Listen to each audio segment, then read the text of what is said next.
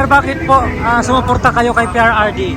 Hindi, nakita naman natin talaga nung siya umupo kung gaano kadisiplinado ang Pilipinas. Paano niya dinisiplina, di ba? Yun talaga.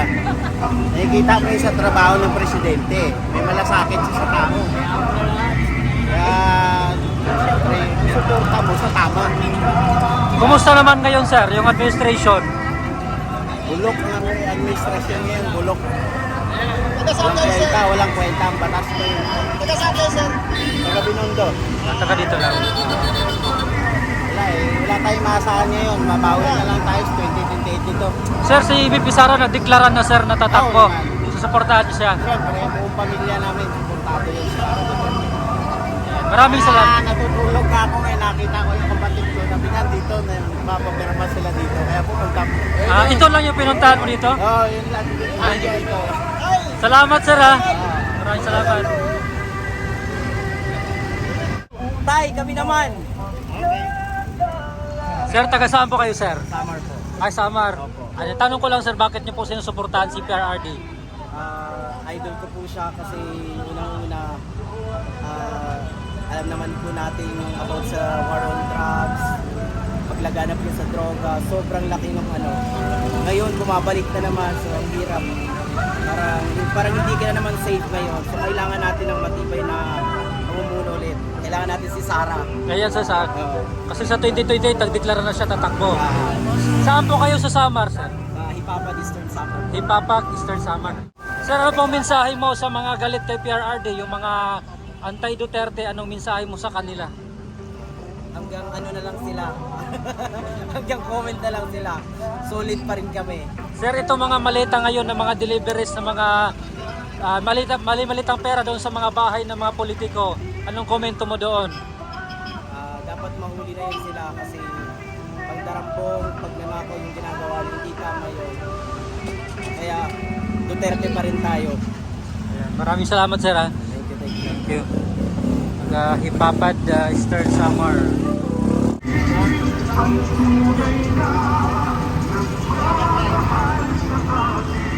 Sir, bakit nyo po sinuportahan si Pangulong Duterte? Unang-una sa lahat, dati pa lang, iniidolo ko na po si Tatay Digong. Dati pa, hanggang ngayon, inaasahan ko na sana makabalik siya dito ng ligtas at makabalik din siya dito na healthy. Yun lang po. Ano po yung pinaka nagustuhan mo, sir, sa kay Pangulong Duterte? Yun po, may pusong Pilipino po siya. Nangandang tumulong po na nag-ibuhay sa kanyang buhay para sa lahat ng Pilipino. Yun. Taga saan po ba kayo, sir? Taga Mindanao. Kaya pala. Yes, Surigao del Norte. Surigao del Norte. Ayan. So nakapunta ka na sa Davao. Apo, maraming business na. Sir, si VP Sara na-deklara na tatakbo sa 2028. Susuportahan niyo po ba siya? Syempre naman. Makasara kami.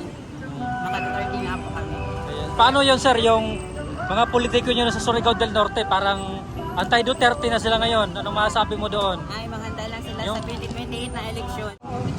See you in 2028 election na lang po. Mensahe mo, sir, sa mga lahat ng mga Duterte supporters at lalong-lalo na doon sa mga taga-inyo, taga Surigao del Norte, anong mensahe mo sa kanya? Suportahan po natin si Tatay Digong saka si Sara Duterte sa patakbo na bilang presidente ngayong 2028. Yun lang po. Ayan. Maraming salamat, sir, ha? Thank you po.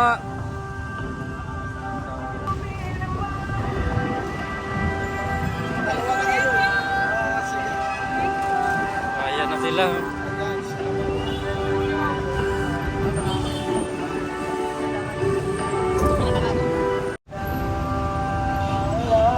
Diba? Sir, matanong lang, sir. Bakit niyo po sinusuportahan si Pangulong Duterte? Siyempre kasi puro lang naman na hoax news ang mga nangyayari.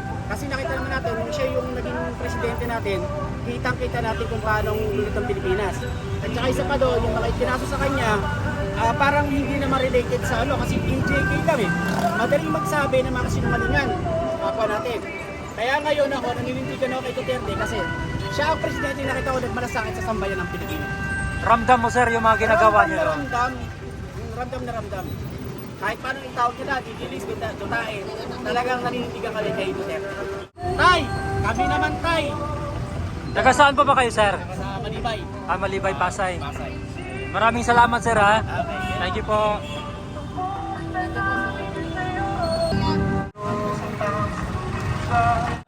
Ilang taon ka na po ba, ma'am?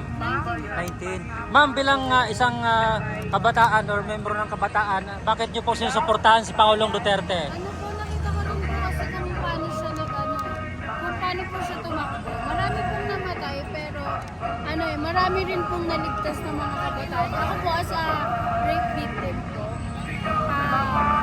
Isa po siya sa naging lakas ko po kung bakit gusto ko mag-police. Kasi po, dahil po sa kanya naging ligtas yung bansa po natin sa pagpapakatak. May na mga namatay po pero kasi po mga adik po sila eh.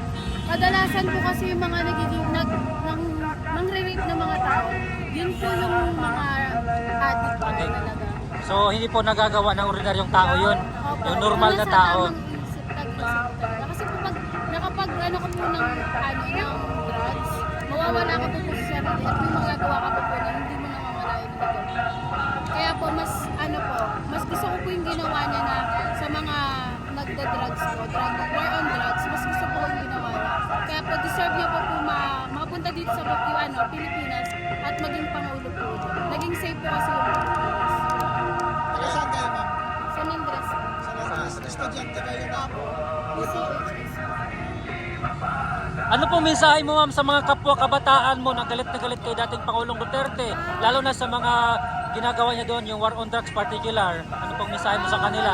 Wala naman po, pero kasi may kanya-kanya po tayong paniniwala eh. Sana lang po na respetuhin lang po natin yung kanya-kanya po natin paniniwala. Sa ganito po, kasi ito po yung nakagisnang ko, ito po yung nakita ko, dito po ako naniniwala. So kung galit po sila kay Duterte, hindi ko po sila masisisi kasi kung ayun po yung nakita nila or pinaniwalaan nila, wala po akong pakialam. Sana po, wag lang po silang mangdadrag pababa ng ibang tao na sinusuportahan yung ayaw nilang tao. So dati ba, ma'am, nung bago pa umupo si dating Pangulong Duterte, ano ba sa lugar niyo? Napansin niyo ba sa lugar niyo yung mga Yes po. adik? Meron po talagang pagbabago. Mas parang nakita ko mas umayos yung bansa natin. Kasi po bata pa lang po ako, napansin ko na po na kung paano po nag-iba or naging maayos yung Pilipinas dahil sa kanila.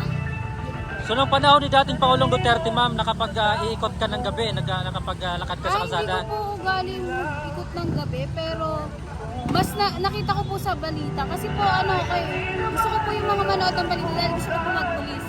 Tapos po nakikita ko sa balita na mas nag-lessen po yung crimes, nag-lessen po yung mga rape victims, yung mga ganun po. Mga hold up, ganun. Opo, yung mga hold up. Kasi takot po sa kanya dahil sa ginagawa niyang pamumuno.